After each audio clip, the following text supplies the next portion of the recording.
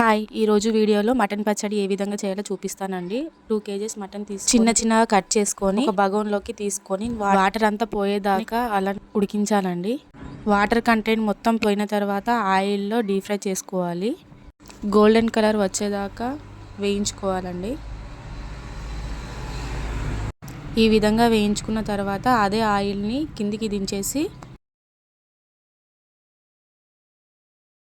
బగారా ఆకు, మెంతి పౌడర్, అల్లం వెల్లుల్లి పేస్ట్ ఇవన్నీ యాడ్ చేసి మనం ముందుగా వేయించుకున్న ముక్కల్ని కూడా దీంట్లోనే యాడ్ చేసి కలపాలండి. నెక్స్ట్ ఇందులోనే ఉప్పు, కారం, ధనియాల పౌడర్, చెక్క లవంగాల పౌడర్ కలిసే విధంగా కలపాలండి.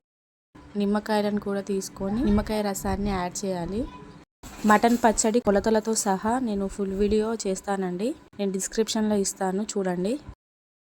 నెక్స్ట్ మొత్తం కలిసేలాగా మొత్తం కలుపుకోవాలండి. కలుపుకొని ఒక గిన్నెలోకి తీసుకోవాలి. ఇది చల్లగా అయిపోయిన తర్వాత ఒక డబ్బాలకు తీసుకొని స్టోర్ చేసుకోవాలండి. ఈ వీడియో నచ్చితే సబ్స్క్రైబ్ చేయండి, లైక్ చేయండి.